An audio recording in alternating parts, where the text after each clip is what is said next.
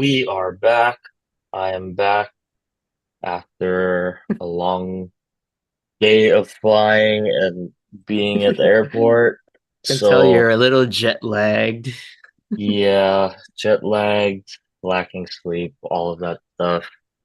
Um, yeah, it was certainly a day of unfortunate delays. So, anyway, I can get a little bit more into my stuff as we get into the Dolphins, but another week, Matt, where both of us are, not so happy.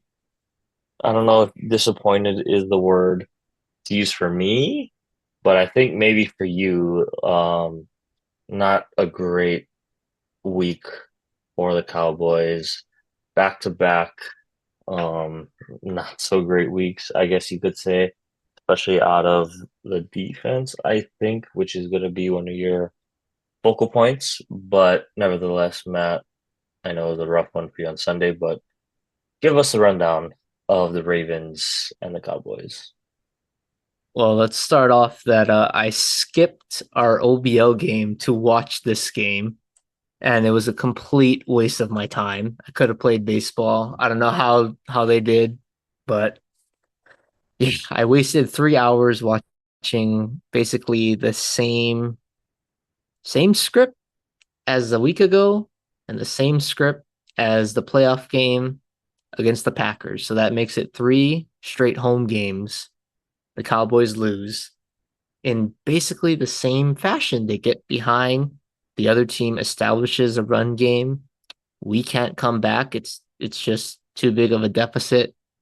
I guess kind of like the Green Bay game, kind of giving false hope where the score doesn't indicate how lopsided the game was in reality.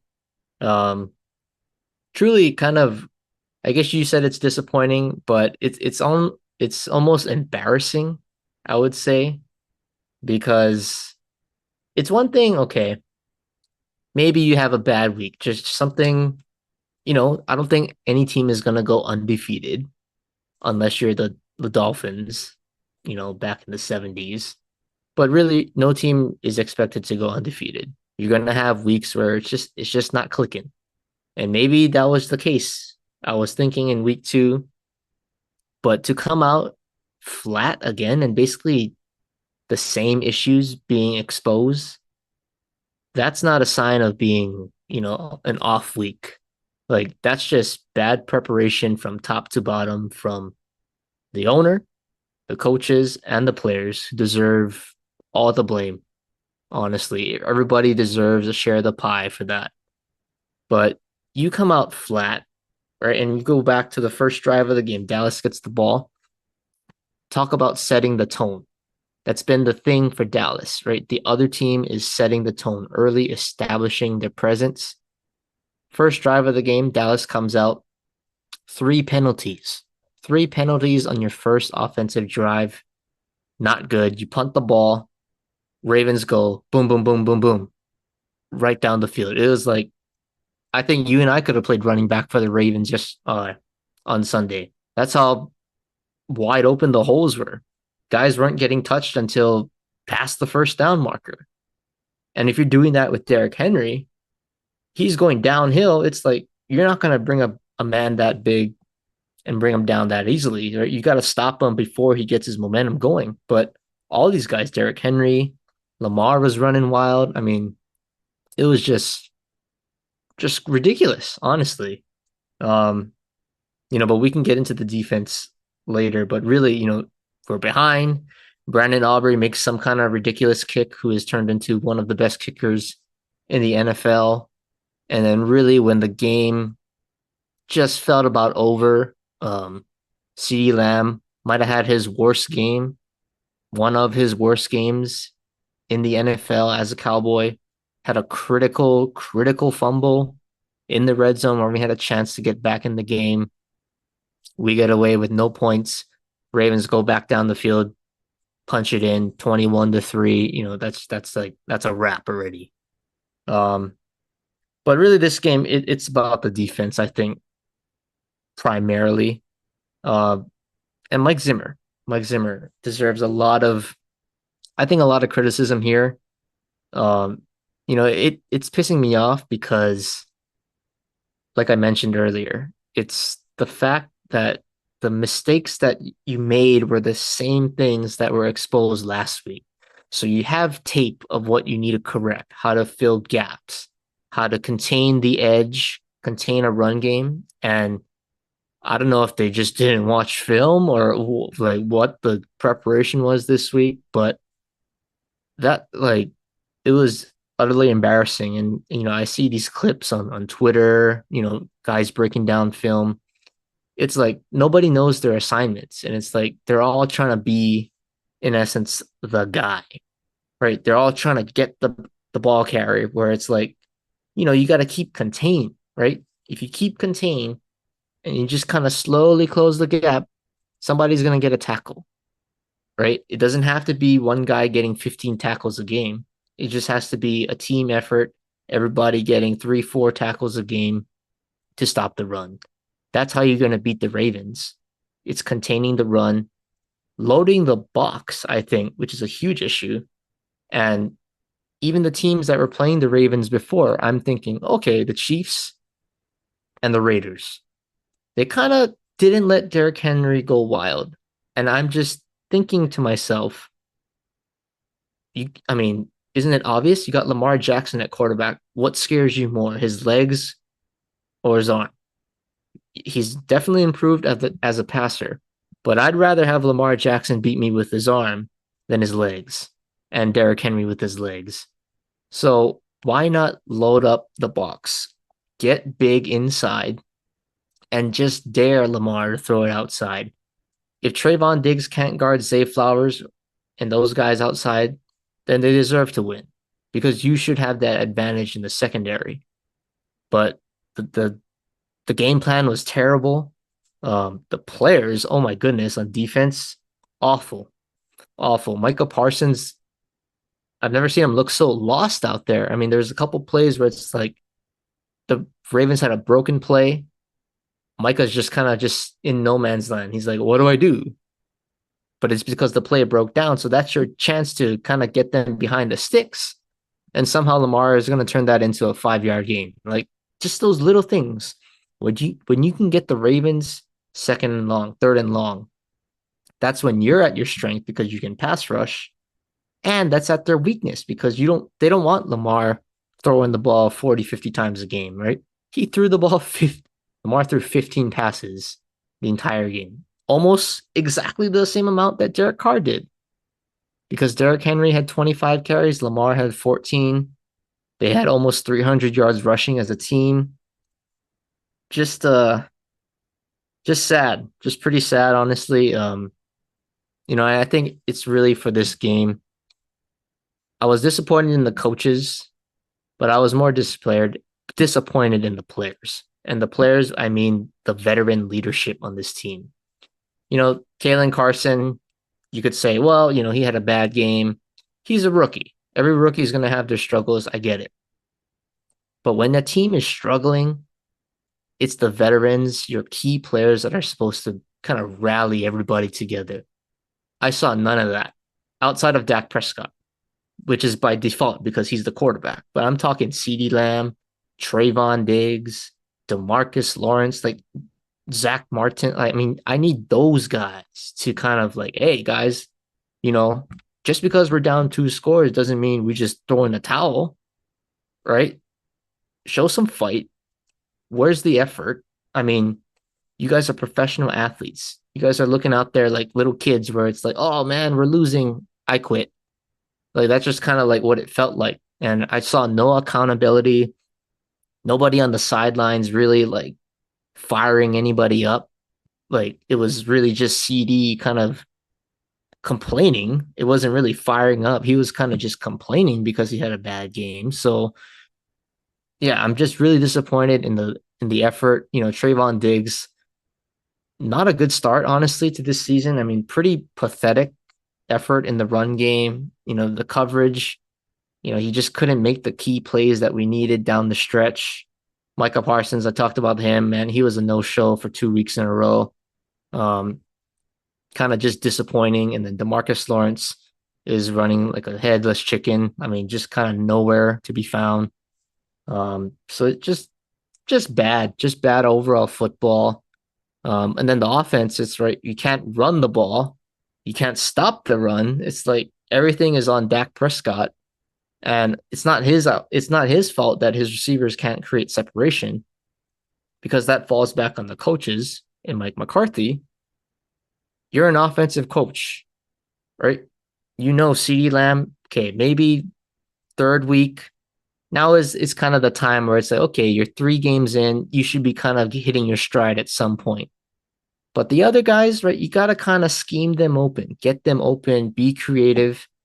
How many times do we involve pre-snap motion?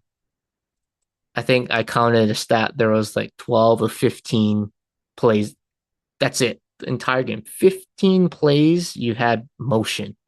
So that means every other time it's just you're stagnant at the line of scrimmage, making it harder for Dak to get a read if he's throwing the ball 50 times a game.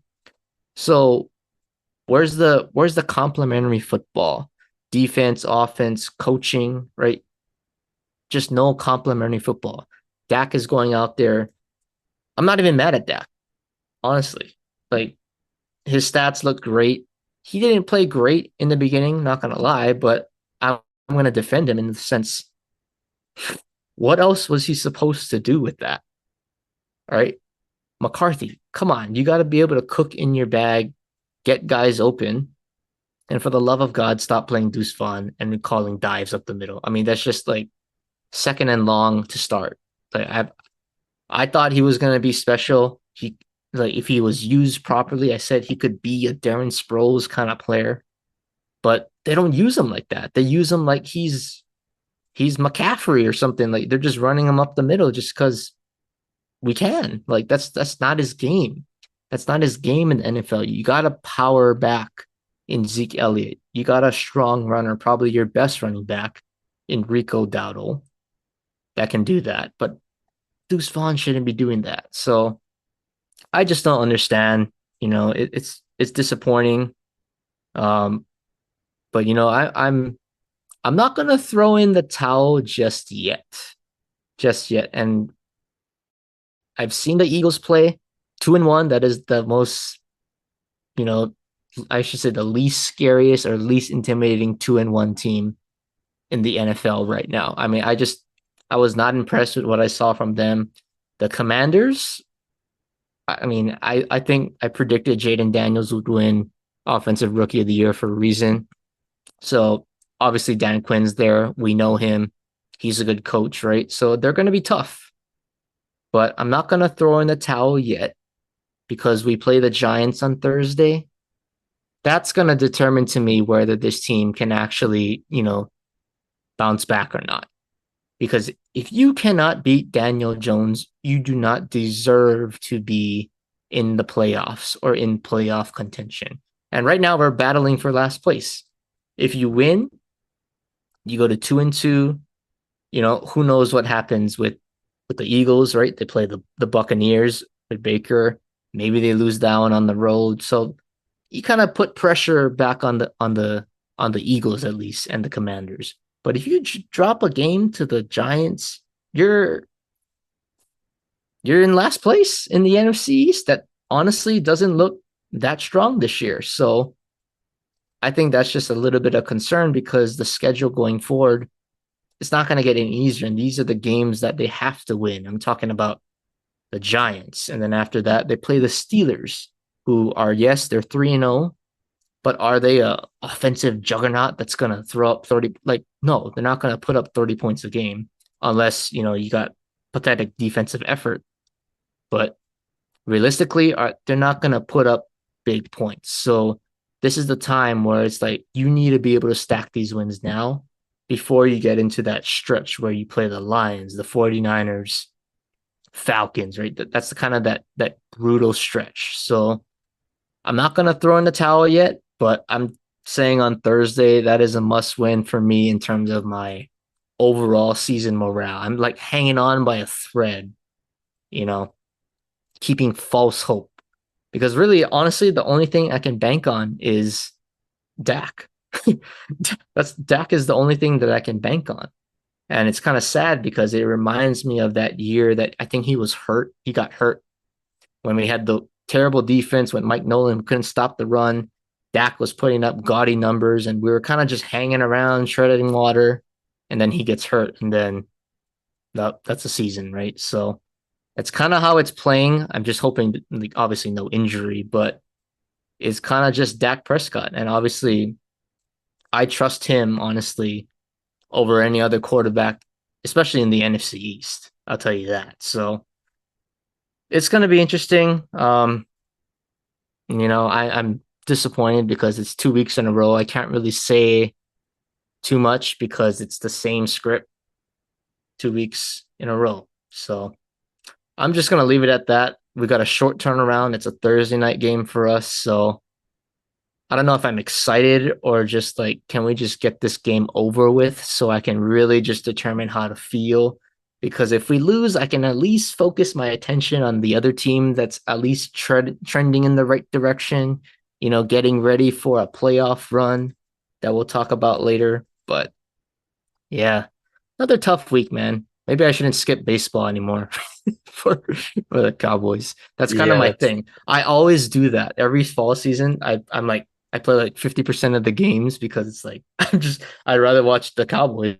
And for the past few years, they've been, for the most part, decent, at least in the regular season. So yeah, I don't know this year. This year's not looking so good.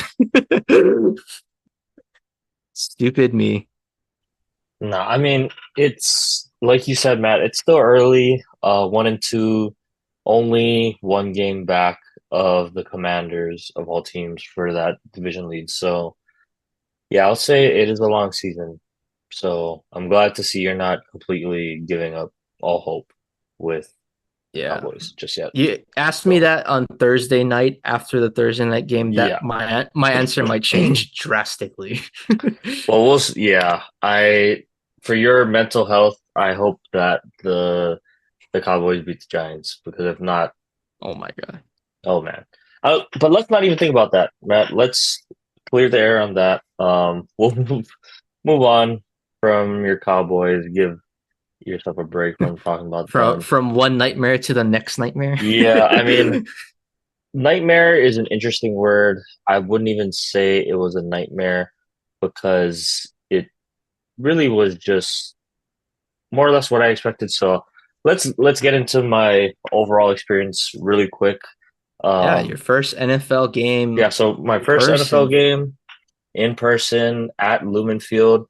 Um, and yeah, what they say about the 12th man is real. I was not expecting the crowd noise to be that overwhelming, especially on like I would say critical downs, but there were no critical like we were never in a chance to feel that intensity, that true intensity. I'll say probably that first and second drive that Miami had the ball were the most intense overall, like noise levels that I could hear from the crowd. So it was, yeah, definitely, it was a good experience. I enjoyed the stadium. It's pretty big on the inside, so we had pretty good seats. The fans around me were chirping at me the whole time. But I mean, it was like friendly chirping though. It's not like, Not like like Philadelphia Eagles fans where they're like I'm not gonna giving make you a death comment. threats and I will not make a comment on any other fan base's fans. I'm just gonna say from my experience in at Lumen Field, home of the Seattle Seahawks. I mean, yeah, there was playful. It was more playful banter than blatant disrespect. right. Like you like they're not cursing or like dropping f bombs or like being hostile or anything like that. But there's definitely like smack talk going on. And unfortunately, it was all one sided smack talk. I had absolutely nothing to be able to fire back with. So that was, I think after a while, it just didn't get They fun. It they wasn't felt fun bad for for them. you. I mean, not, it was like a mix of that, but it's, like when it's just such a one sided thing and it's not a rivalry game, if it's a divisional opponent, oh, you're going to lay it on the whole game. Right. But it's like Miami. and the whole Tua thing, right? I think a lot of fans still feel for Tua, um, to a certain extent, but they acknowledge that situation and they acknowledge as fans. So, I mean that. So the whole experience, I would say, was great. The weather was good. It held up. It was beautiful. Definitely a good time of the year to go to my first NFL game in Seattle. But now we get to the actual game. Okay. And so I will say I was hopeful. I thought after Skylar Thompson's previous performances, and really we're going 2 years ago to the Buffalo game, the wild card game, where it was close. He kept them in the game and they had a chance, I would say, to win that game 2 years ago. This Sunday was a little bit different, I think. So like I said, I do want to first get to that crowd noise. And you could tell early that the crowd noise was affecting this offense because, I mean, you want to talk about penalties, Matt. Oh my goodness. Like it felt like the game was just dragging on and on and on.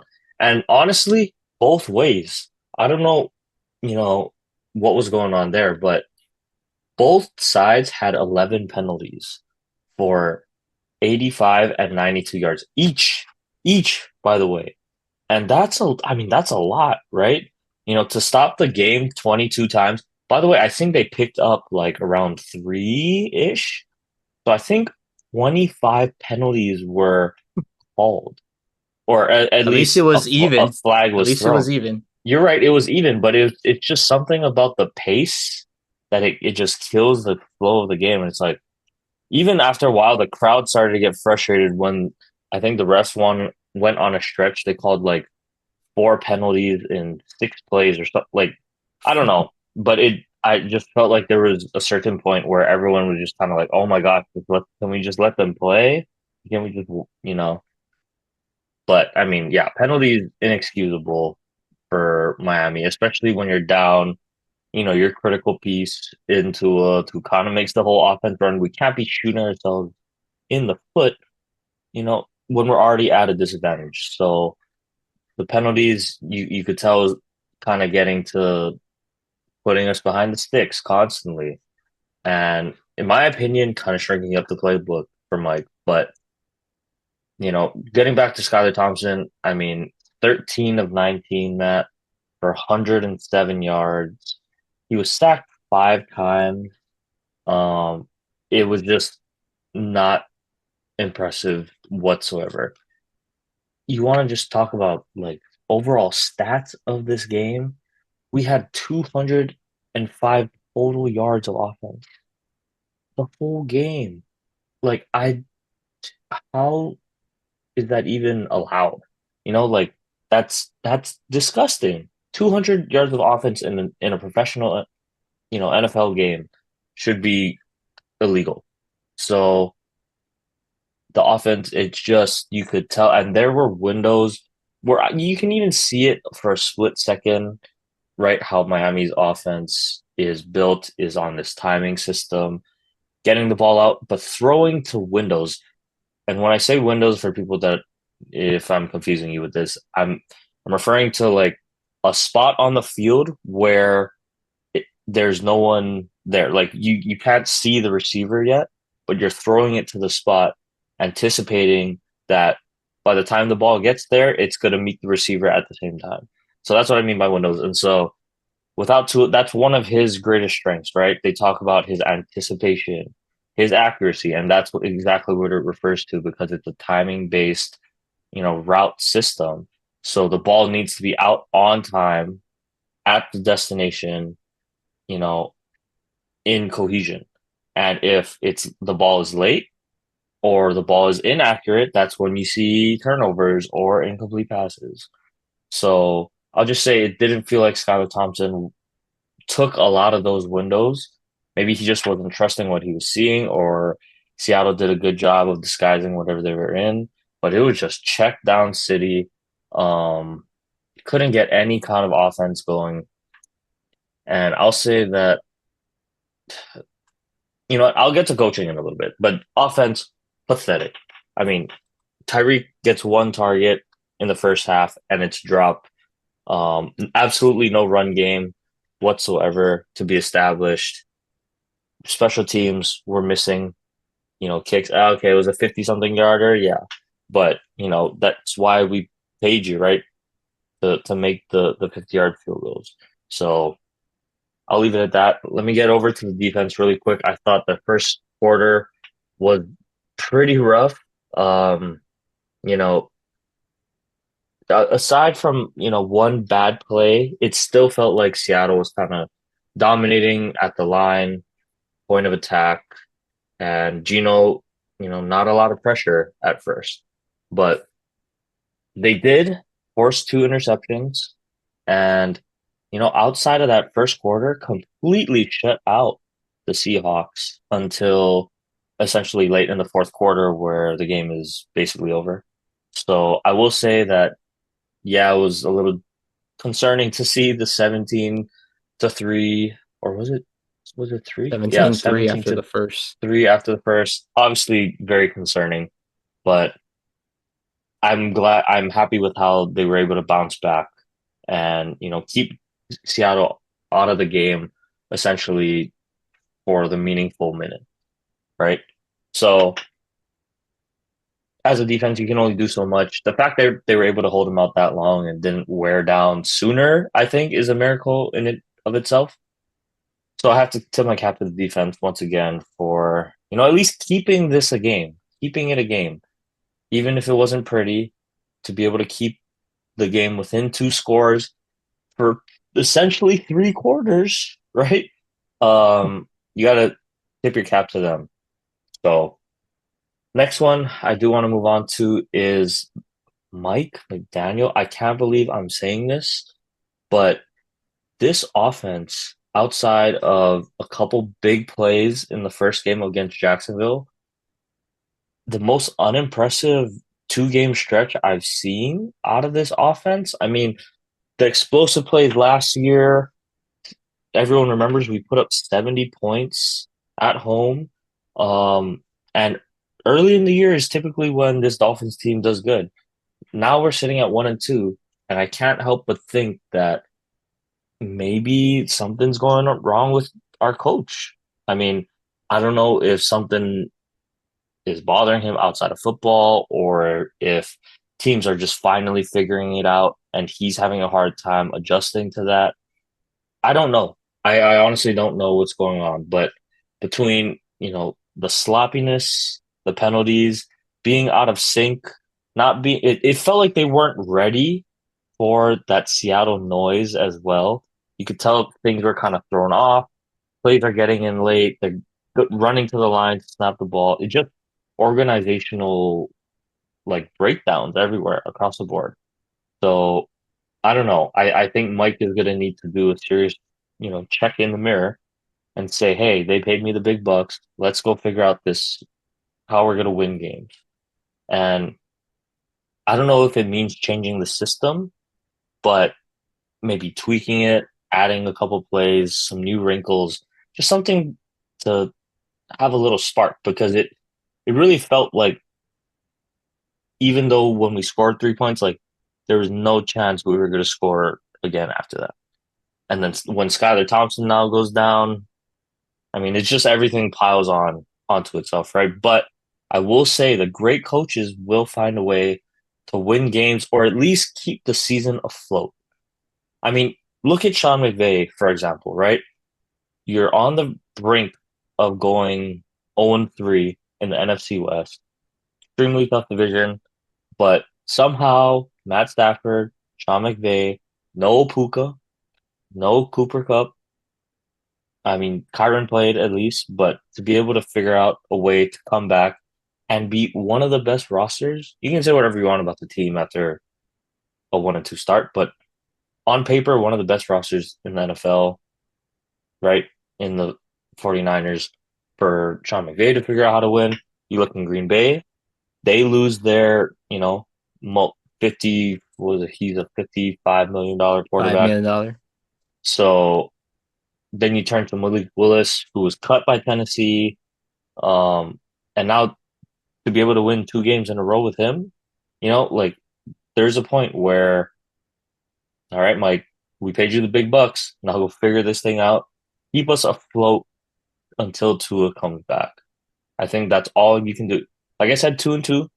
I figured what the Seattle one was going to be a loss, so I'm not too surprised. But looking at Mike to be able to, figure something out, um, and do that. So What about you guys signed Tyler Huntley, right? So didn't Skylar Thompson get hurt in that game? I think Tim Boyle is going to start. Really? Yeah, Personally, I think, it's pretty stale offense, right? Without Tua. I I feel like think you Tyler have Huntley to. gives you a little splash at I least, like think with the you have to. legs. The only thing I will say is that at least right now you have to go with Tim Boyle because he seemed a little bit more comfortable running that system. He made a couple throws which were pretty good. I thought he had a drop touchdown in the end zone. He had another really good throw. One of those, linebacker is retreating in coverage, so his head isn't spun around, and he's throwing it. The ball's going right past the defender's head, to John Smith. So he had a couple good throws and moments here and there. But I just think it's too fat. Like Mike needs more time to figure out a potential new system to run if Tyler Huntley is there, and that's why I think it is going to be Tim Boyle with Tyler Huntley as the backup because I think Skyler's out. He took a beating. I didn't see the official prognosis on him, but he got sacked earlier in the game. Came off the field limping, holding his chest already. After that second one, I wasn't a sack, but second push down and he fell down. I was like, oh no. Well, there goes the season, essentially. Um, because now you're sitting at what is that, 1-2. Bills look amazing. Rodgers seems like he's getting back to his old ways.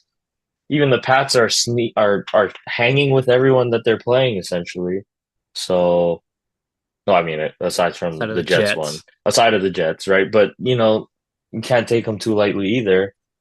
I'm like, oh man. Well, of course, the year I solidify myself as a Dolphins fan, all this stuff starts to happen.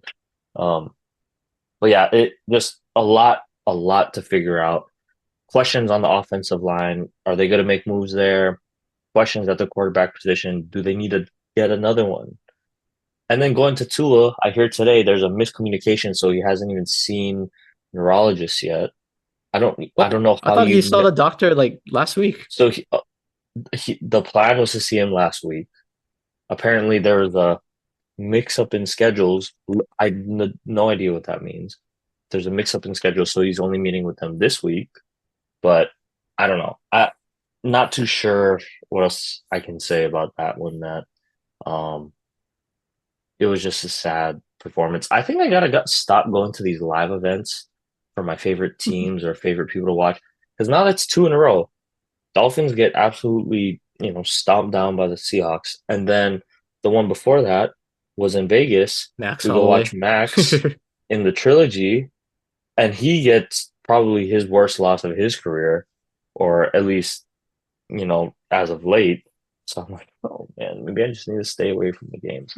But yeah, a lot of questions, but not a lot of clear-cut answers for the Dolphins to figure out now. But okay, other than that, I I think I'm good on that. I got it all out. I don't know if you had anything to I say. wanna ask you about the not necessarily the game, but more the atmosphere. So your initial take on Lumen, I guess. So I've been to Lumen Field too for I like it.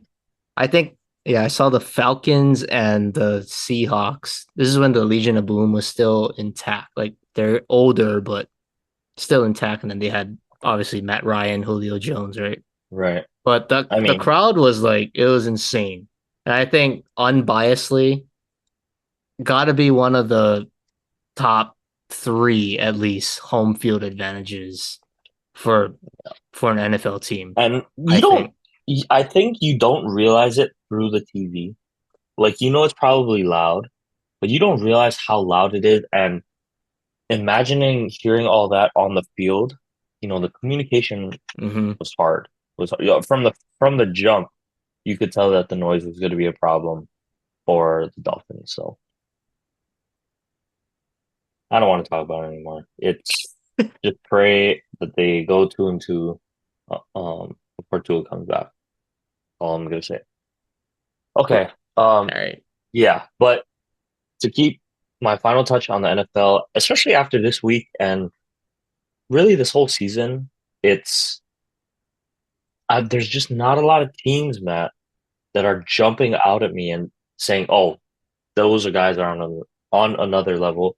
What I think there's only two right now that are really popping on TV, and I'll say that out of the 3-0 teams, got to be Buffalo and the purple Minnesota Vikings. I mean, honestly, Josh Allen doing his thing without Stephon Diggs. He's spreading the ball around. He's not turning the ball over. They're able to run the ball with James Cook. The defense, even after taking, some licks to their roster, no Matt Milano, right? One of the best linebackers. The fact that they're able to still play and hold teams to, a pretty high level thus far. The Bills are a scary team, I think. They're probably my new favorites in the AFC over Kansas City. At this moment, it's week 3. But if I had to choose at this moment, I would probably take Buffalo. And the Vikings, man. I mean, what else can you say? It's Sam Darnold. I don't think every week he's doing this, it's getting a little bit less flukier, right? But to me, it's really how the defense is performing under Brian Flores. And I've said a lot of things about Brian Flores as a head coach or his time with Tua, that whole thing that went on. Aside from that, there's no denying his defensive coaching and scheming ability. Brock Purdy talked about it last week about how, they were able to disguise things so well. And then to be able to do it against a lot of people's, favorite for MVP going into the year, CJ Stroud, and this high-powered Texans offense to hold them to 7 points. I mean, that another impressive showing, I thought, from this Vikings defense, and I think they have them playing very well. But who would have thought that the Vikings, right, would be one of the best teams in the league after week I 3? mean, we wrote them off Wrote before the them season off early. started. And we gotta apologize. I mean, once they lost JJ, I thought it was a tank season or what they were gonna do. But Sam Darnold is playing well. I think he'll get another chance somewhere else for sure next year as a starter if he's able to keep this up. So with that being said, Matt, outside of those two teams, I know Seattle's 3-0, but they've beaten a Tua-less Dolphins team at home, right? They're barely beating the Patriots and barely beating, Bo Nix, who at the time was still kind of struggling, right? He That was his he was first turning game. first game and he turned the ball over, was it twice, I think? So yeah, you get Bo Nix in Seattle for his first ever NFL game. Yeah, that's a lot to That's put a on a tough rookie. one. That's a lot to put on a rookie. So, like I said, Seattle, no disrespect. I'm not fully bought in. But across the league, Matt, standings after week 3, who would have thought, it's past the script writers at this point. I'm at the point where it's just, there's so much parity. Like, these teams are so evenly matched now, I think. And I mean, one example, the Niners are 1-2, as is the rest of the NFC West outside of Seattle. Then we look at probably one of the more surprising ones. The Cincinnati Bengals are 0-3, where the Pittsburgh Steelers are 3-0. And so after, I mean, like I said, 3 weeks, but just kind of crazy to think about, you know, the upsets and who's going to beat who. You look at the Raiders, for example, they have a great comeback win against the Ravens. And are we downing the Ravens now, or are the Raiders good? And then Andy Dalton steps in on short week notice and just holds them. So it's like it really is. We the saying is any given Sunday, and I think thus far it couldn't be more true with how games are being decided. people are losing to the dogs are winning, and it's just crazy. So the other one I That's would why we're say, not out of it yet. Our teams yeah, aren't out no, of it and I just yet. think Just you're yet. right. You're right. You look at Cincinnati 0-3, Jacksonville. I think that contract to Trevor Lawrence is gonna looks worse and worse by the week. I mean, to get absolutely blown out in a bad looking loss too, that's not gonna help them at all when it comes to the playoff hunt. If they're even in it. I They're mean, not they going to be look in the bad. playoff. They look Uh, bad. I'm not sure what happened from, their miracle playoff win against the Chargers, but since then, Trevor Lawrence from I would say half the year, the second half of the year, and so far this year, unimpressive. He's turning the ball over. I don't know if it's because there's a lack of a run game. I don't know, but to they me got right now, ETN, and he's a top-notch running back in yeah, this and league. but it's just to me right now that 55 million is looking not so great at the moment. So a lot of things to figure out, Matt. But yeah, just across the board, I just feel like teams are so evenly matched now. You know, everyone's got a guy somewhere, or everyone's got playmakers somewhere, and it's going to be a fun season because I think we're going to see the least amount of like 10 plus win teams ever. Like I just can feel everyone going 9-8 or 8-9 or something like that, Yeah, maybe that might be the threshold. If you get into the playoffs, get to 9 wins. You might have and like four or pray for five the teams at 9 wins. tiebreakers from there. Yep. Yep. So a lot of things can happen, but I just can't believe how everything's going this far. It's insane. So The thing that makes me happy is the 49ers are 1-2. that's probably Selfishly. one of the more shocking ones, I would say. But yeah. Okay. Well, I think that will wrap up pro football for me, Matt, unless you have anything else. Um, we can go, okay, why don't we go on to some college football? At least UH won. I mean, the fact that they were only favored by, I think it was 7 at home against Northern Iowa should show what the media had also thought about this team, right? So, um, yeah, Matt, how was the game? What did you think about it? Uh, well, I actually went to the game, believe it or not. It was, it looked sad. Like, I mean, like when you get into the game, I think the game was at 6. So we got there like 5:30. Got there early, we'll walk around, go to the concessions. It was like it was so empty. It was kind of depressing. Like, wow. Like I'm walking on the ocean side, and it's ocean side of the field, and there's nobody, like literally nobody in the walkway.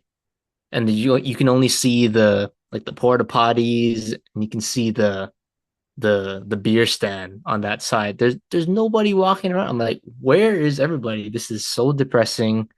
The field level, it just sounds quiet.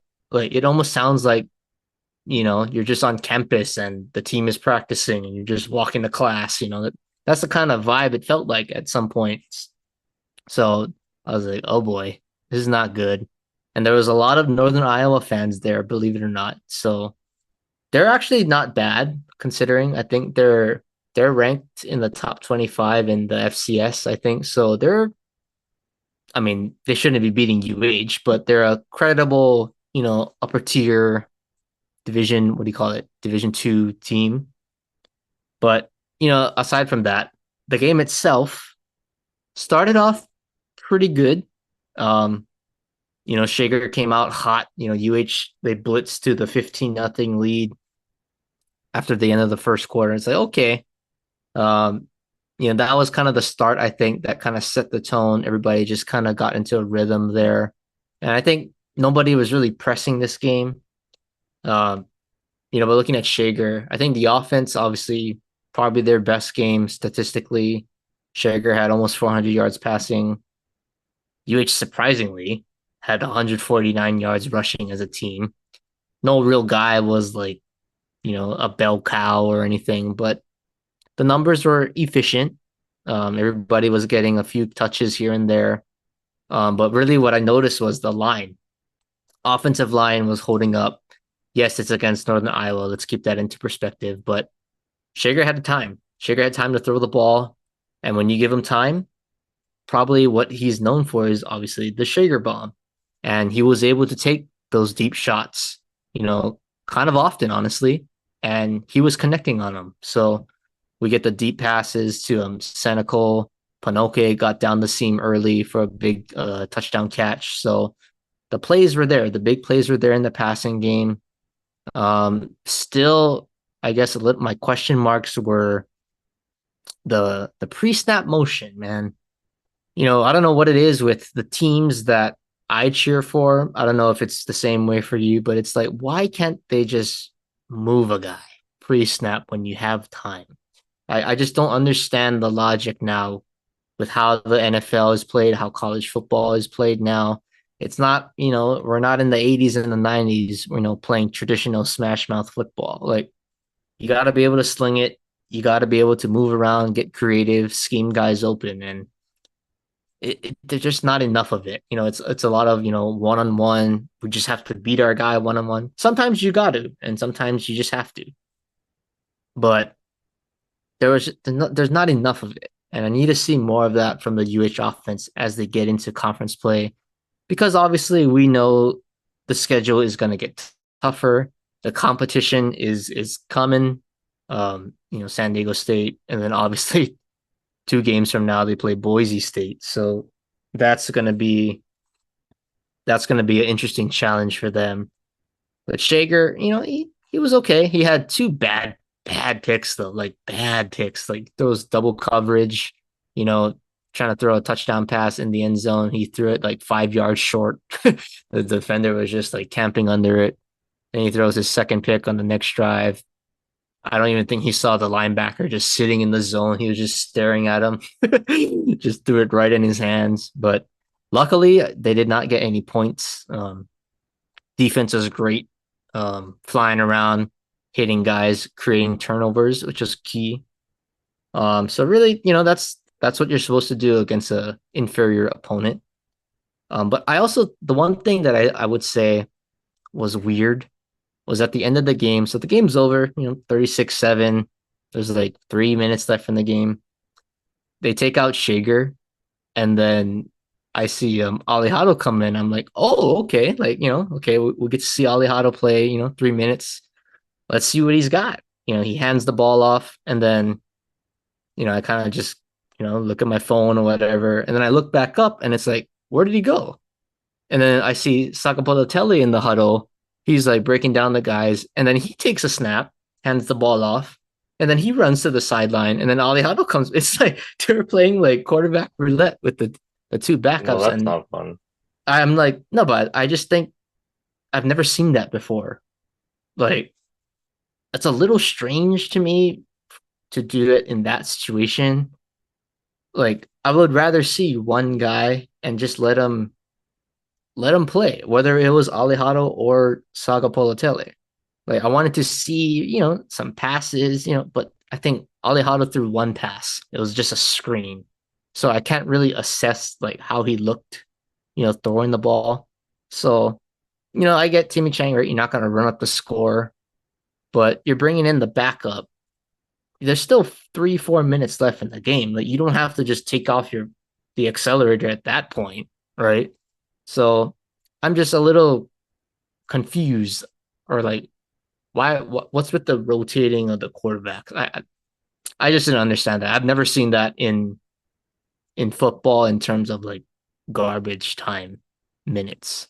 Like, you see that sometimes in traditional, games where you have your quarterback and then you got the wildcat quarterback coming in for a play or two, but nothing like what I saw on Saturday where they're just rotating every snap.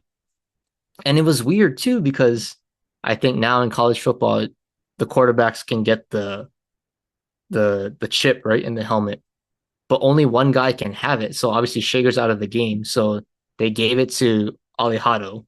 So Saga Politelli had no speaker. So he's like, he has to get the play from Timmy Chang. and then run back into the huddle. And there's like 10 seconds left. He has to call the play. They have to get set. And then it's like, it was a mess. They had to call timeout because they ran out of time. So I was like, I just didn't understand that mix or that rotation. I hope I don't see that again. I just want to see one guy come in that garbage time and let him get quality reps because I don't even think they got quality reps because it was too chaotic. I think, but 2-2, 5 win. I think they said on the radio they have to get 5 wins for a bowl game with conference play, and then that one game against Washington State, which is probably going to be a loss because of the weather factor. So, like I guess you could say we were expected to be at this point of the season, but I think it's going to be a huge test for us against San Diego State in 2 weeks because we have a bye and then they play San Diego State, who's not playing well right now, but on the road, a team that kind of we struggle with from time to time over the years. That's going to be a test to really see, okay, can we compete for real? Because we got to play Boise after that, and they're going to be a handful with the NFL running back, coming into TC Ching. So it'll be interesting. It'll be interesting to see. But they did what they had to do, I would say, against Northern Iowa. Okay. Well, that is good to hear, Matt. The, yeah. Why don't we take a chance to transition out of football now? And it's almost that time of the year, man. It's Oh, the almost good stuff. I feel so happy almost about this topic postseason. now. It's a good time this year compared to last year for you, I'm sure. Um, yeah, both Dodgers and the Yankees did clinch the playoffs, which is great. So we both get to experience October baseball this year, but still got two big series left for each of our teams. Need to win to get that position for the playoffs. But yeah, Matt, Yankees, how are we feeling? Ooh, I'm feeling okay right now. Obviously we clinched a playoff spot officially last week in Seattle. That's the first step.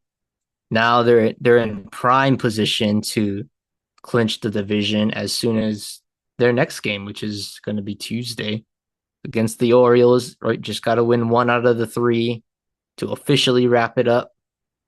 But man, that Seattle series over the week when we clinched, kind of crazy. Um, you know, just that game where we clinched, I think, was a lot of chaos. Um, it was all over Sports Center, all over MLB Network, just with the ending of it. I don't think I've ever seen something like that. Baseball, there's always something that you're just like, wow, like how did they do that? Um, so what happened is Yankees in it, Mariners go to extra innings. Um, Mariners down by one in the last inning. They got runners on first and third, nobody out, looking in pretty good position to at least tie the game. And then Rosarena's batting. He strikes out, lets go of his bat, slips out of his hand with a nasty pitch from Hamilton. The bat goes flying down the third base line. Julio Rodriguez is on third, franchise player, kind of like avoids it, but it looked like he was thinking like it was like a foul ball or like a dead ball kind of thing where it's like he just kind of scampers to the side. And then like I can't see that on the television broadcast, but I see Austin Wells. He grabs up, he's like running towards third. I'm like, what the hell is going on? And then all of a sudden you hear the Michael K on the Yes broadcast. He's like, he got him. They got him at third. I'm like, what the heck just happened? So for those of you that don't know, the baseball is always live unless the umpire says so. So the umpires did not say anything. Rodriguez scampers off third base and into foul territory a little bit too far. Austin Wells back picks him at third, gets him out, and then next batter They strike out Justin Turner, clinch their playoff berth. Talk about dramatic way to get in. I did text Jaden after he was not happy with that. I saw him a couple days later, still wasn't over it because I brought it up again.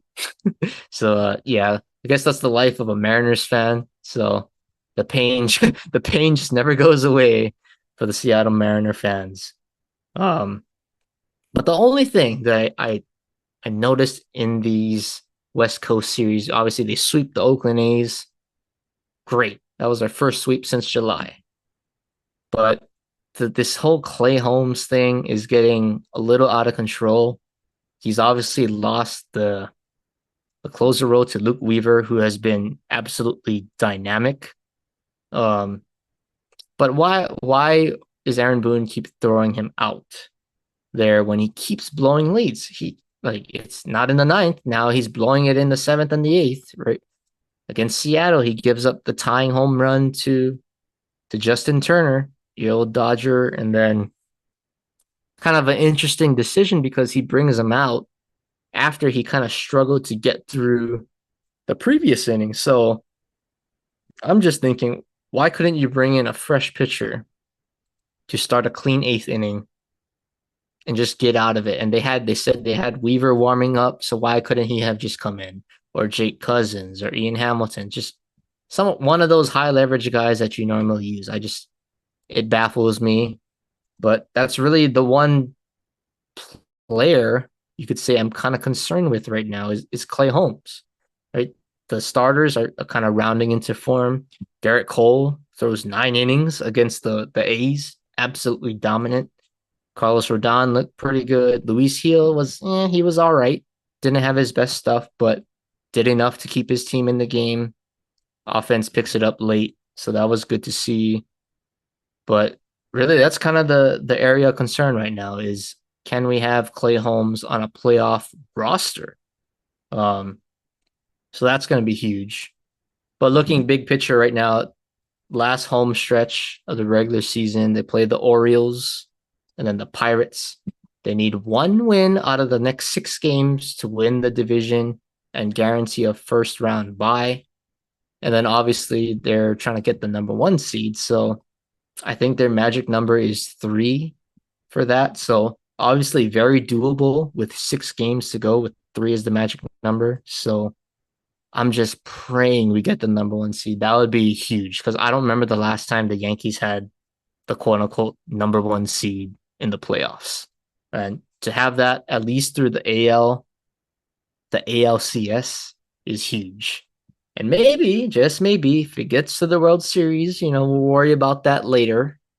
Whether it's the Dodgers or the Phillies, whoever's going for the best record on the NL side. But if we can get through the AL with the best record, we're in good position right now. We just got to stay healthy, and then get guys like Anthony Volpe, Jason Dominguez, the young guys.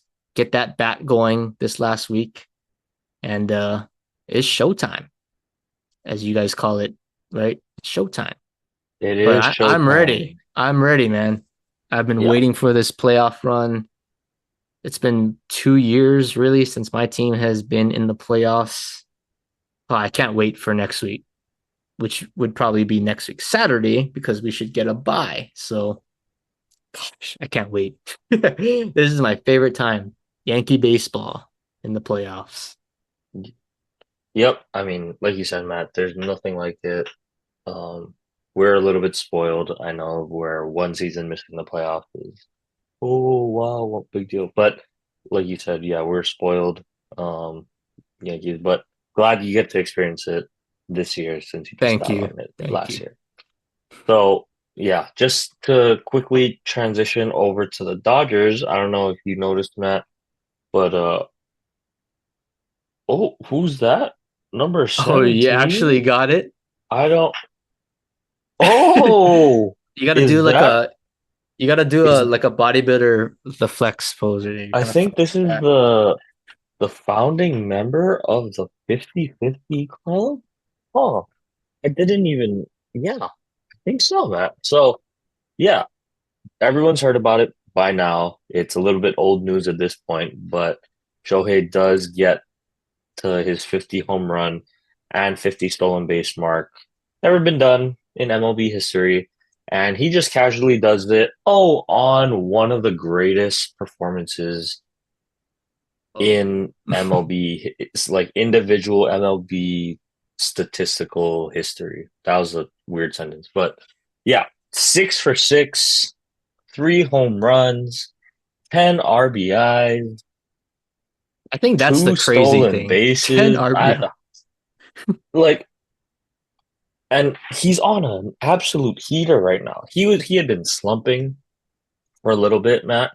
Um, and for him to just turn it on, he was hitting like 280. I want to say like a couple weeks ago. He's hitting 301 now. And to just fathom to be able to raise your batting average 15, 16, 17 points this late in the season in that short of a time frame means yeah, you are on an absolute tear, which he is right now.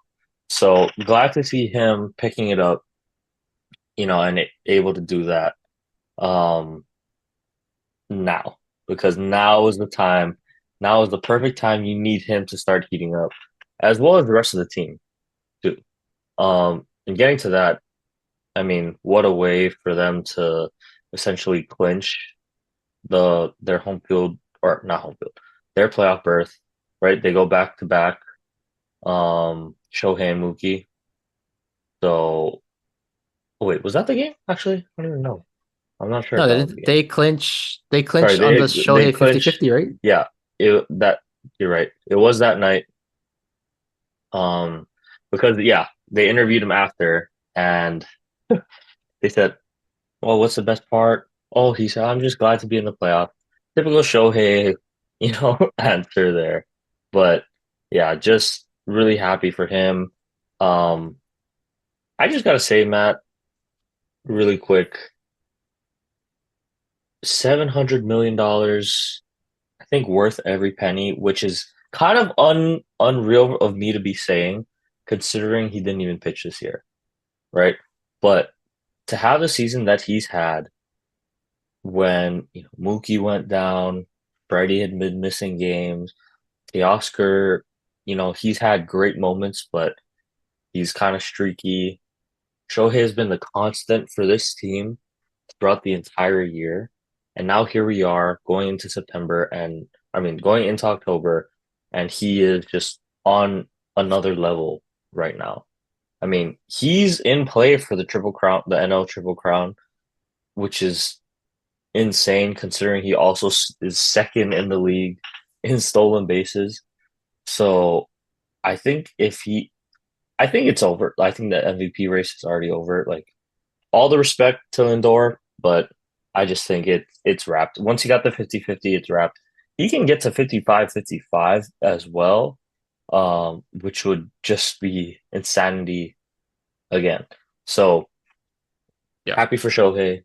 Like you said, happy for the Dodgers.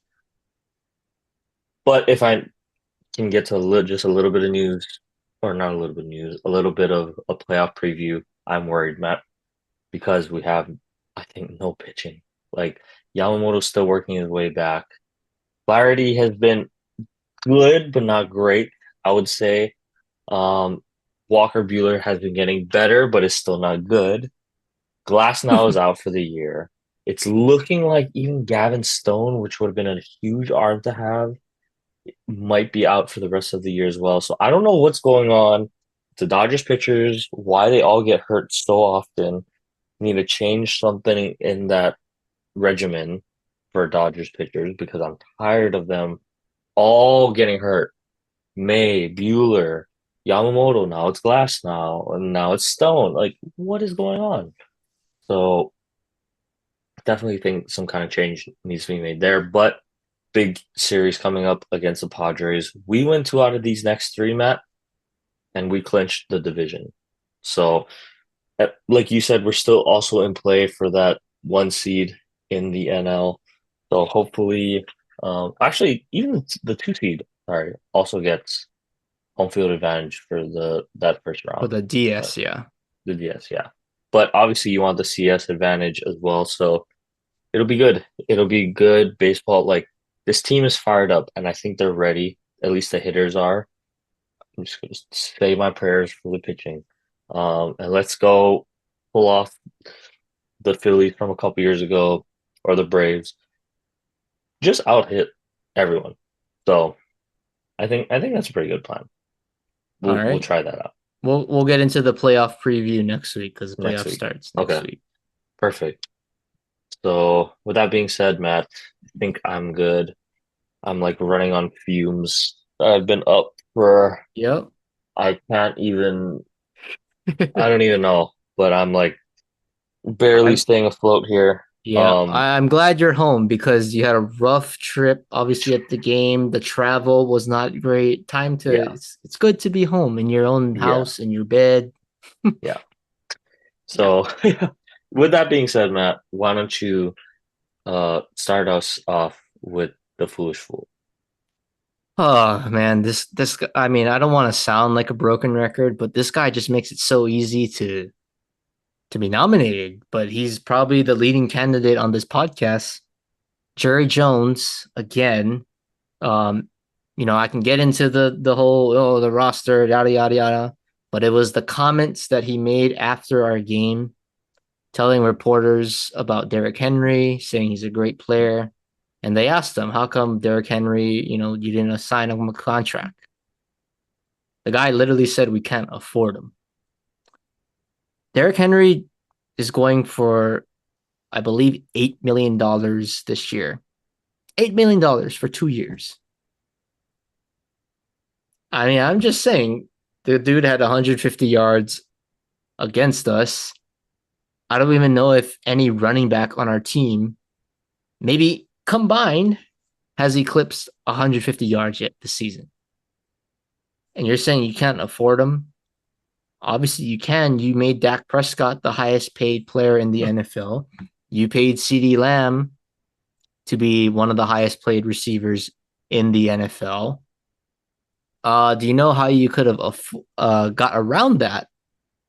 Maybe you could have paid Dak a little bit of less dollars, here and there. Same with CD. If you just signed him, when free agency started way back in March when the Cowboys did absolutely nothing.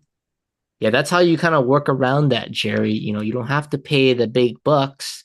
You can get Dak at a little bit of a discount if you know he's going to be there for the long haul, which would have allowed you to get Derrick Henry and stay under the salary cap and maybe get another piece or two. So just helping you out. You're the guy that said on the Stephen A. Smith show that you're the best guy in Dallas. So I don't know. I feel like as a fan, I mean, if I know this kind of stuff, shouldn't you be doing this as a GM that's been running this team into the ground for the past 29 years without a conference championship appearance? But I'll just leave it at that. But congratulations, Jerry. Another foolish fool. I should honestly change it to the Jerry Jones award. Like it's like if he gets on this another one or two times, it might be the Jerry We Jones might award. have to. You're Yeah, right. We might honestly, have. at this point. So I might have to change it, Jerry. So thank you. All right. My fans tribute for the week, Matt. It's gonna be someone on the Miami Dolphins defense, probably a guy that is criminally underrated, does not get enough love, but ultimately was one of the reasons why Chris Greer felt okay letting Christian Wilkins walk, and that's Zach Sealer, our defensive tackle captain. But I mean, he had a heck of a game, made a couple solo tackles. He had a pick, by the way, off of a deflection, and he had a sack. So wanted to shout out to him because he's really giving it his all, I think. And I saw him walking off the field pretty closely, and you can just read his body language, how upset he was, how much it means to him, to be able to put up good for performances and play winning football. And um, yeah, you you can just tell, and I think he deserves some credit for how he played on Sunday. So Zach Taylor is my match tribute. That being said, Matt, Right. who is our foolish? Or, I'm sorry. What is our sports fact of the day? Sports fact of the day. So we are recording on September 23rd. I'll go back to 2022 when the St. Louis Cardinals slugger first baseman Albert Pujols hit 2 home runs, 5 RBIs, and an 11-0 win against your Dodgers in LA. But that's important because he became the fourth player in MLB history to hit 700 home runs. One of the, I would say, one of the best all around hitters in baseball history, at least Hands down. in our time. We watched him growing up in his prime, but they called him the machine, and he honestly earned that nickname, that title, because the dude was the model of consistency on both sides of the ball. Gold Glover defensively, Silver Slugger offensively. Um, just a pure hitter, not even a home run hitter, just a pure hitter. So shout out Albert Pujols, one of the goats of baseball. So salute to you. All right, Matt. Sounds good. Um, Man, it was a rough week. Or a rough week. It was a fun weekend. It was Roughly, still fun. I yeah. still had a good time. But yeah, it could have gone better. But Oh yeah. I'm happy. I'm happy with At with least the you got to see experience. Tua calling the play sheet. Yeah, I saw him like walking on the sidelines, but would have been great to have seen him compete against the Seahawks team. I think the Yeah, I game would have been a lot closer, a lot more interesting too. But it is what it is. think so. Just gives me a reason to go out to another NFL game, eventually. So You got to go to Miami now. that would be fun. I mean, Miami sounds fun. So we'll see. We'll see. Maybe I'll plan something for next year. But with that being said, Matt, I think I'm good. I need to get to bed. I'm like delirious, delusional, like reading things twice. Yeah. It was a good one. Thanks, Matt, for bearing with me. Thanks everyone again for listening. We'll be back next week, hopefully in better spirits. But until then, take care, everyone. Have a good week, and see you later.